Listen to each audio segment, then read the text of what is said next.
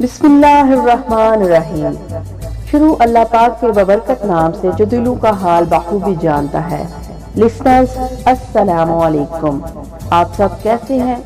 जो दोस्त इस चैनल पर नए आए हैं वो बराए मेहरबानी चैनल को सब्सक्राइब करके बेल नोटिफिकेशन ऑन कर दें ताकि नई आने वाली वीडियोस आपको सबसे पहले मिल जाएं। प्यारे लिसनर्स, आज मैं आपके लिए अंबर नागमारिया सीरीज की दूसरी कहानी फिरौन की तबाही का पार्ट 4 पेशी खिदमत कर रही हूँ। तो चलते हैं लिसनर्स कहानी की तरफ। लिसनर्स, तीसरे हिस्से में आपने ये सुना कि कैसे बादशाह हनीबाल मिस्र पर जंग जीत के कब्जा कर लेता है और अंबर को इनाम के तौर पर अपना वजीर दरबार बना लेता है।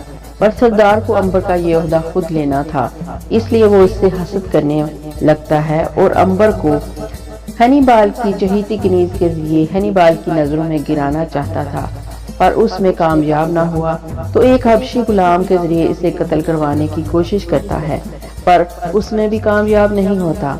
अब कहानी आगे सुनते हैं। अच्छा, तो फिर मैं तुम पर एतबार करता हूँ।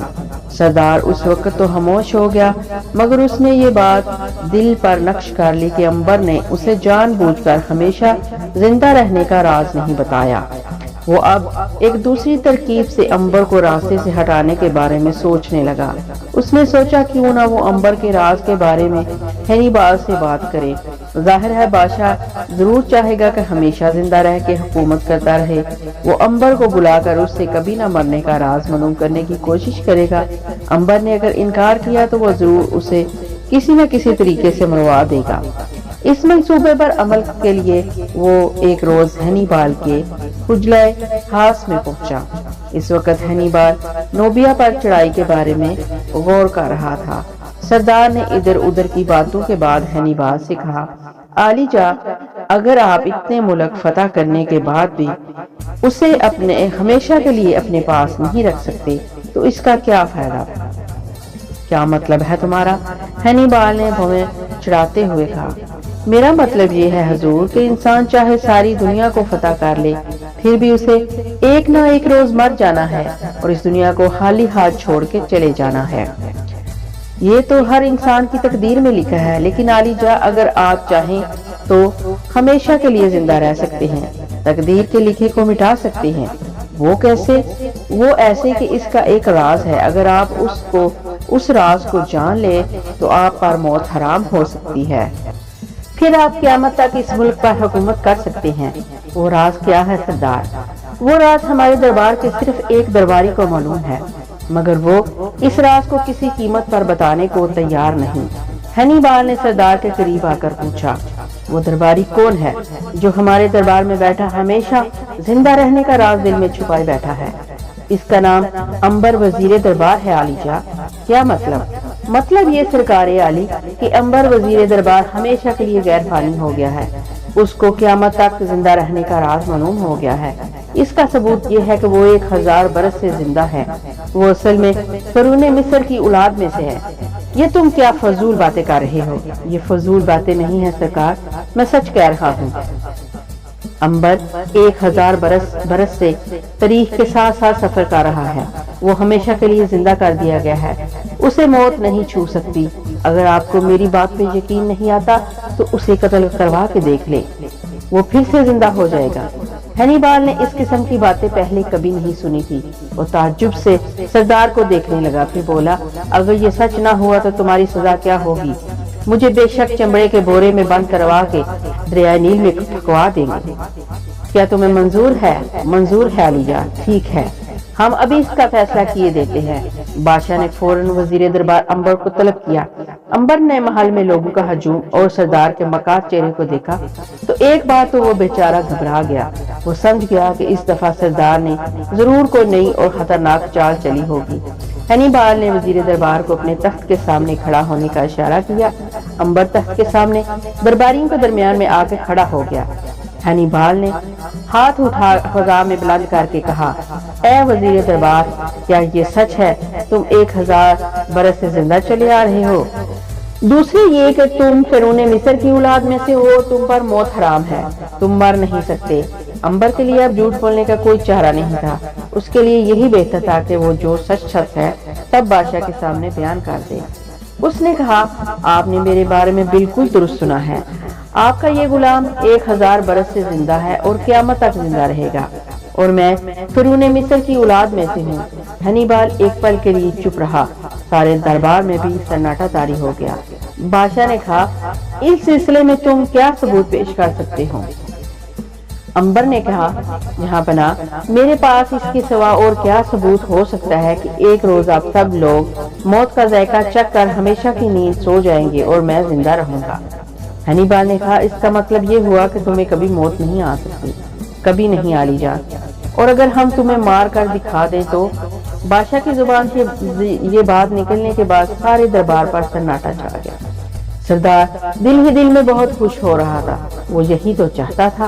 अंबर ने मुस्कुराकर कहा, अगर मुझे मरना होता हजूर, अगर मौत मेरी किस्मत में लिखी होती तो मैं 1000 साल से जिंदा ना चला आ रहा होता। हनीबाल ने गुस्से में आकर कहा, लेकिन अगर हम तुम्हें मार दें तो फिर तुम क्या कहोगे? हजूर, फिर तो मैं कुछ कहने के काबिल ही नहीं रहूंगा, लेकिन शर्त यही है आप मुझे मरवा सके तो। मगर मेरा ख्याल है कि आप ऐसा नहीं कर सकेंगे। हनीबाल तख्त पर से उठ खड़ा हुआ। ये उसकी तौहीन थी। इसने गजबनाक होकर कहा, वजीर दरबार, तुमने ये बात कहकर सारे दरबार में हमारी ताकत का मजाक उड़ाने की कोशिश की है। अंबर ने झुक के कहा, हरगिज नहीं हजूर अनवर, हरगिज नहीं। मैंने सिर्फ ये अर्ज की है कि मौत मुझ बदकिस्मत की तकदीर में नहीं है। हम तुम्हारी तकदीर बदल के रख देंगे। हम तुम्हें मौत की आगोश में सुलाकर तुम्हारे दावे को गलत साबित कर देंगे। इसके साथ ही इसने जलाद को दरबार में तलब कर लिया। सरदार का दिल खुशी से बाग बाग हो गया। उसे पूरा यकीन था कि अब अंबर तलवार के वार से नहीं बच सकेगा। सारे दरबारी दम बखुद हो गए। इन्हें अंबर की अकल पर अफसोस होने लगा कि ख्वामखा जिद करके अपने आप को हलाक करवा रहा है। बादशाह ने आखिरी बार कहा, क्या आप भी तुम कहते हो कि तुम मर नहीं सकते? अंबर ने बड़े अदब से झुक कर कहा, मैं आपसे एक बहुत बड़ी हकीकत बयान कर रहा हूँ हुजूर। जब तक मुझ पर मुकद्दस आवाज की दवा का असर है, मैं कभी नहीं मर सकता। हम तुम्हारी मुकद्दस आवाज को तस्लीम नहीं करते, तो फिर मैं हाजिर हूँ आलीजा। हनीबाल ने जलाद को इशारा किया। जलाद ने आगे बढ़कर तलवार का एक भरपूर हाथ पूरी ताकत से अंबर की गर्दन पर मारा। दरबारियों ने अपनी आंखें बंद कर ली। इन्हें यकीन था कि जब वो आंखें खोलेंगे तो वजीर दरबार का सर धड़ से जुदा होकर फर्श पर गिरा होगा और धड़ अलग तड़प रहा होगा। लेकिन जब उन्होंने आंखें खोली तो अंबर वैसे ही खड़ा था और इसका सर गर्दन पर ही टिका हुआ था। सरदार खामोश था। हनीबाल को अपनी आंखों पर यकीन नहीं आ रहा था। इसने एक बार फिर जलाद को इशारा किया। जलाद ने एक बार फिर तलवार का वार अंबर की गर्दन पर किया। तलवार पूरे जोर के साथ अंबर की गर्दन पर लगी और दूसरी तरफ से निकल गई। लेकिन हुआ ये कि गर्दन जहाँ से कटती वहाँ से दोबारा जुड़ जाती। न जख्म होता न खून निकलता। बादशाह हैरान रह गया। उसने कहा, इसके ऊपर से हाथी गुजारा जाए। सारे दरबार में पर सन्नाटा छा गया। उसी वक्त हाथी लाया गया।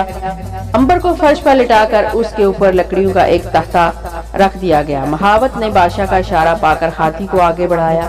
हजारों मन वजन का हाथी उस तख्ते के ऊपर चढ़कर खड़ा हो गया, जिसके नीचे वजीर दरबार अंबर लेटा हुआ था। जितनी देर हाथी अंबर के ऊपर खड़ा रहा, अंबर इसके नीचे इत्मीनान से लेटे हुए बादशाह से बातें करता रहा और बार बार मुस्कुरा कर कहता रहा, इसलिए हुमा, आपको कब यकीन आएगा कि मैं मार नहीं सकता? बादशाह ने तंग आकर हुक्म दिया, वजीर दरबार को खोलते हुए तेल के कढ़ा में डाल दिया जाए। इस हुक्म पर सारे दरबारी खामोश हो गए। इन्हें यकीन था कि अब खोलते हुए तेल में गिराए जाने के बाद अंबर की मौत यकीनी होगी। उसी वक्त दरबार में हबशी गुलाम एक कड़ाह को लेकर आया। इसमें जैतून का तेल खोल रहा था। बादशाह ने हुक्म दिया कि अंबर को इस कड़ाह में डाल दिया जाए। दो हबशियों ने अंबर को पकड़ने की कोशिश की तो उसने कहा, इसकी जरूरत नहीं है आलमपना, मैं खुद जलते हुए तेल में उतर जाता हूँ। इतना कहकर अंबर ने जूते उतारकर अलग रखे और बड़े सुकून इत्मीनान से खोलते हुए तेल के कड़ाह में उतर गया, जिस तरह बच्चे पानी से भरे हुए तालाब में उतर जाते हैं। अंबर के खोलते हुए कड़ाह में उतरने से ना तो जलने की आवाज आई और ना ही अंबर का जिस्म जल कर स्याह हुआ। खोलता हुआ तेल यूं उसके जिस्म से छू रहा था जैसे वो चश्मे का ठंडा पानी हो। अंबर खोलते हुए गर्म तेल को दोनों चुल्लू में भरकर अपने सर पर डालने लगा, जैसे वो चश्मे के ठंडे पानी में नहा रहा हो। سارا دربار اس کرامت پر دھنگ رہ گیا۔ بادشاہ ہینیبال تخت سے نیچے اتر کر امبر کے پاس آ گیا۔ اس نے ایک چڑیا کو پنجرے سے نکال کر کھڑا کے ابلتے ہوئے تیل میں ڈال دیا۔ شو کی آواز کے ساتھ ہی چڑیا ایک سیکنڈ کے اندر جل بن کر پکوڑا بن گئی، مگر وہی ابلتا ہوا گرم تیل امبر کو کچھ نہیں کہہ رہا تھا۔ بادشاہ نے ہار مان لی۔ اس نے اشارہ کر کے امبر کو کھولتے ہوئے تیل سے باہر آ جانے کو کہا۔ امبر چلو پر تیل ہاتھ میں لے کر باہر آ گیا اور ایک ہی جھٹکے میں اس نے یہ تیل سردار کے ہاتھ پر پھینک دیا۔ سردار کی چیخ نکل گئی اور اس کے ہاتھ پر بڑے بڑے آبلے پڑ گئے۔ امبر نے کہا، میرا خیال ہے سردار، اب تمہیں یقین آ گیا ہوگا کہ میں مر نہیں سکتا اور اب تم مجھے قتل کروانے کی کوشش نہیں کرو گے۔ ہینیبال نے پوچھا، یہ کیا شرارت ہے؟ امبر نے الف سے لے کر یہ تک بادشاہ کو ساری کہانی سنا دی کہ کس طرح سردار نے ہار چوری کروا کر میری مسحری کے نیچے رکھا تاکہ مجھ پر چوری کا الزام لگا کر آپ کی نگاہوں میں مجھے ذلیل کروائے، اور پھر اس میں ناکام ہو کر کس طرح اس نے اپنے حبشی کی مدد سے مجھ پر خنجر سے حملہ کروایا مگر میں زندہ رہا۔ ہینیبال سردار کے کرتوت سن کر غصے میں آ گیا۔ اس نے اسی وقت سردار کو گرفتار کر کے تہ خانے میں ڈال دینے کا حکم دیا اور امبر سے کہا، محترم درویش نوجوان، کیا ایسا نہیں ہو سکتا کہ تم ساری زندگی میرے ملک میں رہو اور میری تاریخ مرتب کرو؟ جو حکم عالی جا، بندہ ہر خدمت کے لیے حاضر ہے۔ بادشاہ ہینیبال کے دربار میں امبر کو نمایاں مقام حاصل ہو گیا۔ وہ وزیر دربار تو تھا ہی، لیکن اب بادشاہ نے اس کی خاص قابلیت اور خداداد لیاقت سے متاثر ہو کر اسے یہ کام سونپ دیا کہ وہ اس کے عہد حکومت کی تاریخ لکھا کرے۔ امبر ہر روز رات کو دن کے گزرے ہوئے واقعات قلم بند کر کے دوسرے روز بادشاہ کو دکھاتا۔ عام طور پر بادشاہ اس کے لکھے ہوئے واقعات کو پسند کر کے اسے شاہی تاریخ میں شامل کر لینے کا حکم صادر کر دیتا۔ علام شہر میں لوگ بتوں کی پوجا کرتے تھے۔ یہ بت مختلف جانوروں کے تھے۔ کوئی قبیلہ بھینس کی پوجا کرتا، کوئی گینڈے کی، کوئی سانپ کی اور کوئی مگرمچھ کی پوجا کرتا۔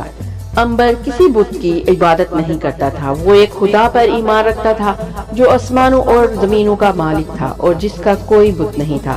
وہ رات کو سونے سے پہلے آسمان کی طرف ہاتھ اٹھا کر دعا مانگا کرتا تھا۔ شہر کے درمیان میں بل دیوتا کا ایک بہت بڑا مندر تھا۔ یہ مندر چاروں طرف کے سنگ مرمر کے بے شمار ستونوں پر کھڑا تھا۔ بیچ میں ایک کشادہ حال کمرہ تھا جس کے بیچ میں سنگ سرخ کا چبوترا تھا جہاں جانوروں کی قربانی دی جاتی۔ مندر کا بڑا پجاری اس قربانی کے وقت خود اپنے ہاتھوں سے جانور کی گردن پر کلہاڑا چلاتا۔ بل دیوتا کے بڑے اونچے بت کے آگے ایک کشادہ تندور میں ہر وقت آگ جلتی رہتی تھی۔ جانور ذبح کر کے اس آگ میں ڈال دیے جاتے، گویا بل دیوتا نے قربانی قبول کر لی۔ ہینیبال کی حکومت اپنے عروج پر تھی۔ سارے افریقہ پر اس کا قبضہ تھا اور اب وہ ملک نوبیا پر چڑھائی کی تیاریاں کر رہا تھا۔ ملک نوبیا مصر کے شمال مشرق میں تھا اور وہاں ایک ملکہ حکومت کرتی تھی۔ اس ملکہ کو فارستان اور بابل کے بادشاہوں کی حمایت حاصل تھی۔ ہنیبال پھر بھی اس کے ملک کو فتح کرنا چاہتا تھا۔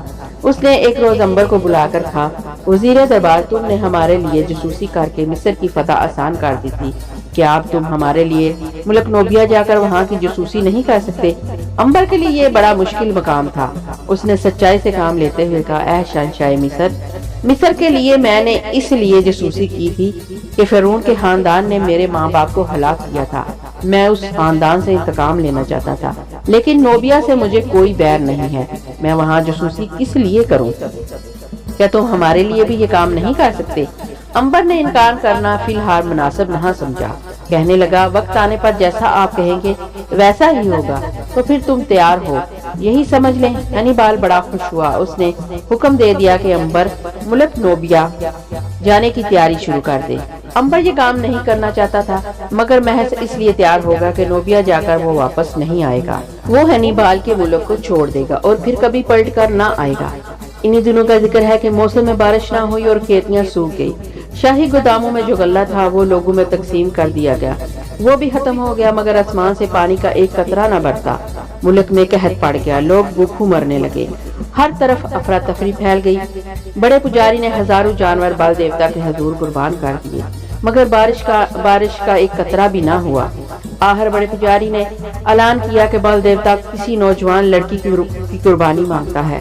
نوجوان لڑکی کی قربانی کے بعد قحط دور ہو جائے گا اور آسمان سے بارش برسے گی۔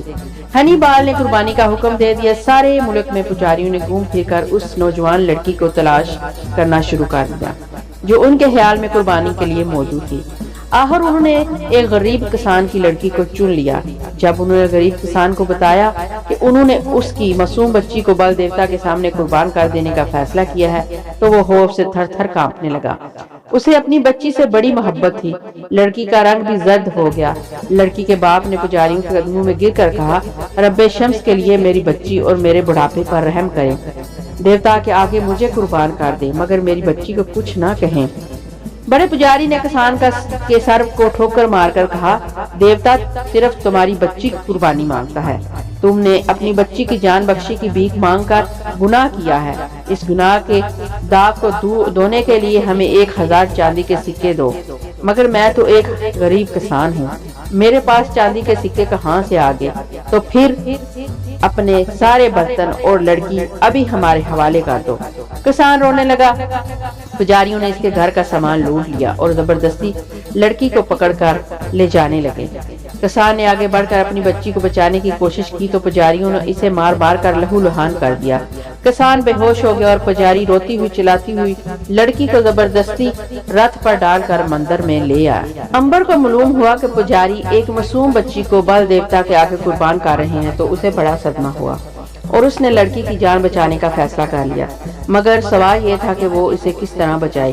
یہ ان کا مذہبی معاملہ تھا اور مذہبی معاملے میں نہ صرف بادشاہ بلکہ علام شہر کے لوگ بھی پجاریوں کے ساتھ تھے۔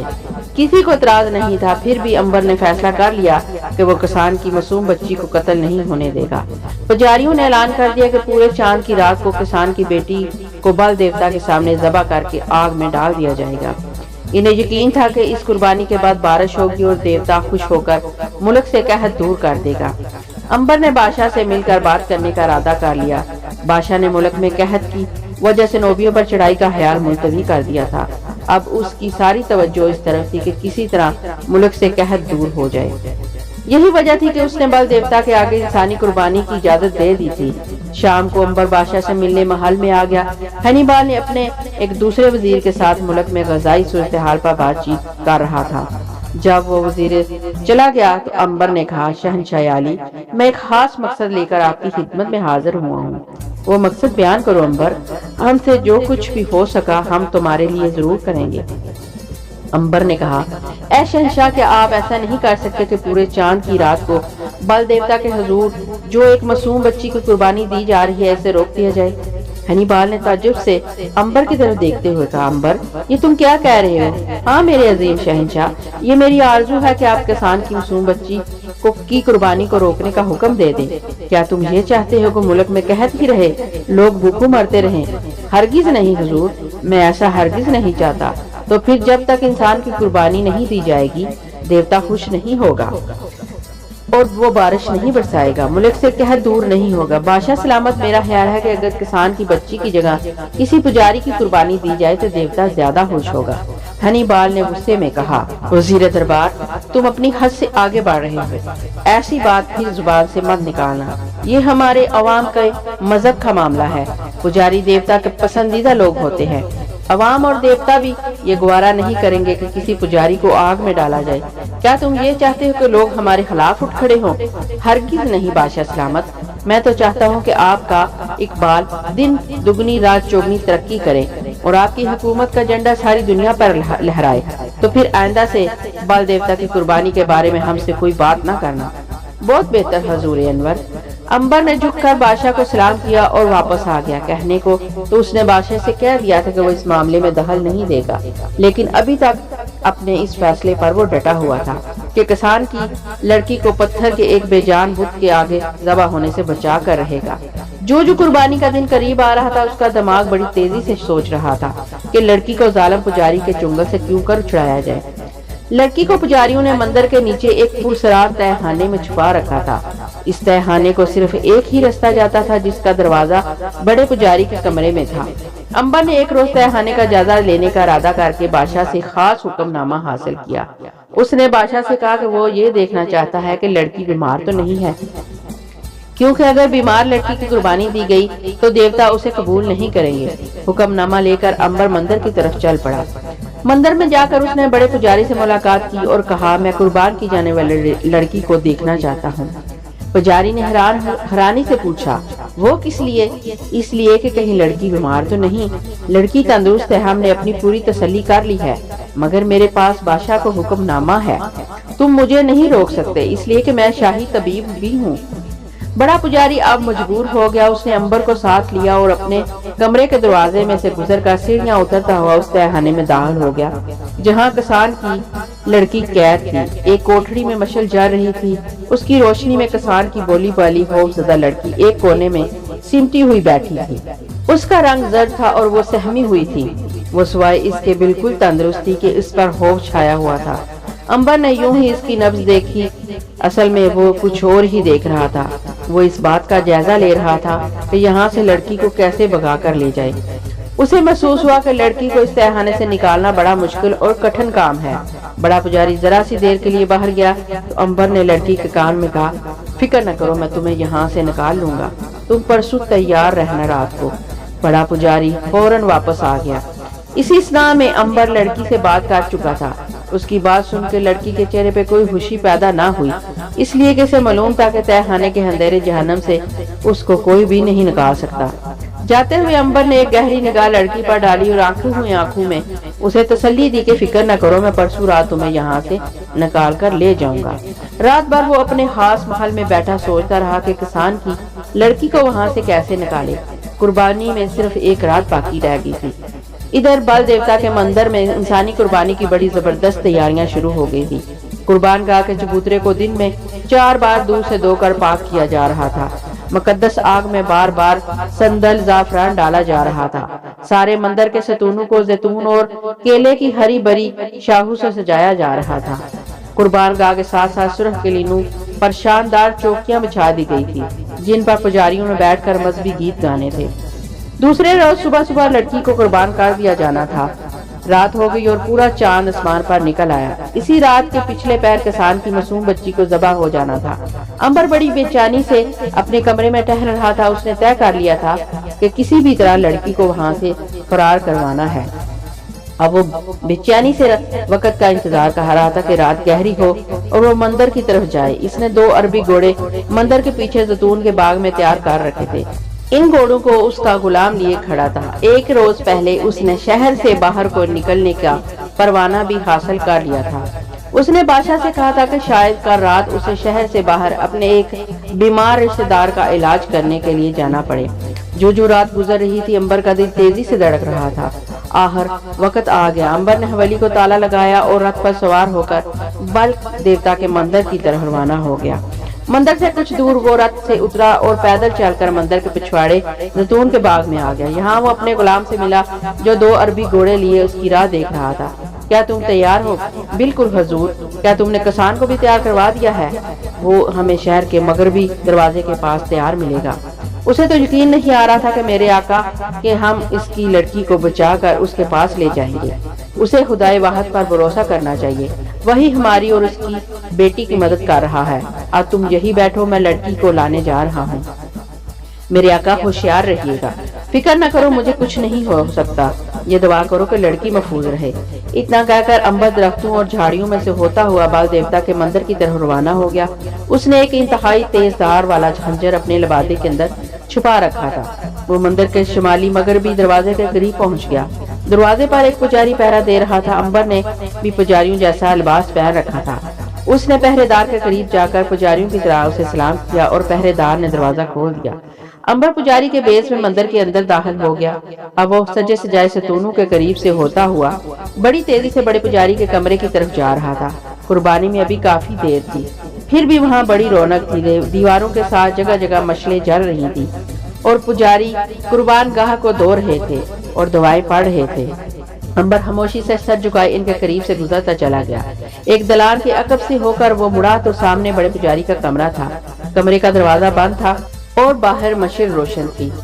अंबर ने आहिस्ता से धक्का दिया तो दरवाजा खुल गया। अंदर भी रोशनी हो रही थी और बड़ा पुजारी एक संदूक में से कुछ चीजें निकाल रहा था। पाँव की आहट सुनकर पुजारी ने पलट कर देखा। उसके सामने पुजारियों के बेस में अंबर खड़ा था। बड़ा पुजारी एकदम सब कुछ समझ गया। अभी इसने मदद के लिए आवाज ही निकाली थी कि अंबर ने आगे बढ़कर तेजधार खंजर से पुजारी के दिल में वार कर दिया। पुजारी धड़म से नीचे फर्श पर गिर पड़ा और गिरते ही मर गया। अंबर ने जल्दी से जल्दी इसके कपड़े उतार कर कंधे पर रखे, अंदर से कमरे के दरवाजे को कुंडी लगाई और सीढ़ियां उतरता नीचे तहखाने में आ गया। किसान की लड़की कुर्बानी के लिबास में उदास और गमजदा बैठी हुई थी। उसने अंबर को पहचान लिया। अंबर ने कहा, जल्दी से अपने कपड़े उतार कर ये पुजारी के कपड़े पहन लो, मगर खुदा के लिए जल्दी करो, ये वक्त बातें करने का नहीं। लड़की ने अंबर के कहने पर अमल किया। अंबर दीवार की तरफ मुंह फेर कर खड़ा हो गया। लड़की ने कुर्बानी का लिबास उतार कर जो पुजारियों वाला लंबा चोगा पहन लिया। जल्दी से मेरे साथ निकल चलो और खबरदार रास्ते में कोई बुलाए भी तो आवाज नहीं निकालनी। अंबर और लड़की दोनों पुजारियों के लिबास में थे। वो दोनों तहखाने की सीढ़ियां चढ़कर बड़े पुजारी के कमरे में आए। यहाँ उसकी लाश देखकर किसान की लड़की सब कुछ समझ गई। अंबर ने आगे बढ़कर दरवाजे की कुंडी उतारी और लड़की को लेकर साथ बाहर निकल आया। सेहन में आकर वहाँ देखा तो कुर्बानी की तैयारियां बड़ी जोरों शोर से हो रही थी। पुजारी मशले लिए इधर से उधर घूम फिर रहे थे। अंबर ने लड़की के हाथ में भी एक मशल थमा दी और उसे साथ लेता कदम कदम चलता बड़े दरवाजे की तरफ बढ़ने लगा। उसे हर कदम पर यही खतरा था कि कहीं इसका राज फाश न हो जाए और वो पकड़ा ना जाए। अपने बारे में तो उसे मालूम था कि कुछ भी हो जाए वो हलाक नहीं हो सकता, मगर लड़की का बचना मुहाल था। वो दिल ही दिल में खुदा से दुआ मांगता रहा कि वो इन दोनों को अपनी हिफाजत में मंदिर से बाहर निकाल दे। ये लड़की की खुशकिस्मती थी कि किसी ने भी इन पर शक नहीं किया। सब ने यही समझा कि वो पुजारी हैं और सानी कुर्बानी के लिए तैयारियों में मसरूफ है। अंबर बड़े दरवाजे में से निकलकर बाहर संगे मरमर की रोश पर आ गया। ये रोश मंदिर के दूसरे हिस्से की तरफ चली गई थी। थोड़ी दूर इस रोश पर चलने के बाद अंबर ने लड़की का हाथ पकड़ा और इसे जंगल की तरफ ले गया। यहाँ पहुंचकर उसने कहा, भाग चलो, और उन दोनों ने भागना शुरू कर दिया। जंगल की झाड़ियों और सरकंडों में से होते हुए अंबर उस जगह पहुंच गया जहाँ उसका गुलाम घोड़े लिए इनका इंतजार कर रहा था। गुलाम ने आगे बढ़कर इन्हें सलाम किया और बोला, मेरे आका रब्बे शम्स का शुक्र है कि आप आ गए। अंबर ने लड़की को घोड़े पर सवार होने के लिए कहा। दूसरे घोड़े पर वो खुद सवार हो गया। इसने हबशी गुलाम से कहा, तुमने मुझ पर जो एहसान किया है मैं इसे सारी जिंदगी फरामोश नहीं कर सकूंगा। आज से तुम आजाद हो। मेरी हवेली का सारा सामान, सारा रुपया तुम्हारा है। मेरे आका, आपकी खिदमत करना मेरा फर्ज था। मैंने आपकी खिदमत करके अपना फर्ज अदा किया है। खुदा तुम्हारा निगहबान। इसके साथ ही अंबर ने लड़की के घोड़े की पीठ पर हाथ मारा और खुद भी घोड़े को एड़ी लगाकर जंगल से आगे बढ़ना शुरू कर दिया। जंगल से निकलकर उसने अपने लिए एक वीरान रास्ता चुन लिया। ये खेतों और मकानों के कब्जे से होकर गुजरता था। शहर के शुमाल मशरकी दरवाजे पर लड़की का बाप घोड़े पर सवार इनका इंतजार कर रहा था। उसने अपनी बेटी को जिंदा सलामत देखकर खुशी से नहाल होकर अपनी बेटी को अपने सीने से लगा लिया। अंबर ने दरवाजे के चौकीदार को परवाना दिखाया और कहा, वो अपने दो गुलामों के साथ बाहर की बस्ती में एक मरीज को देखने जा रहा है। पहरेदारों ने दरवाजा खोल दिया और तीनों शहर से बाहर निकलकर आजाद फजा में आ गए और उन्होंने सरपट घोड़े दौड़ाने शुरू कर दिए। तो प्यारे लिसनर्स, यहाँ तक की कहानी आपको कैसी लगी? अपनी राय का इजहार कमेंट बॉक्स में जरूर करिएगा, क्योंकि आपकी राय मेरे लिए बहुत कीमती है। और मुझे सपोर्ट करिएगा। फिर मिलेंगे इंशाल्लाह नेक्स्ट पार्ट के साथ। तब तक के लिए इजाजत दीजिए। अल्लाह हाफिज।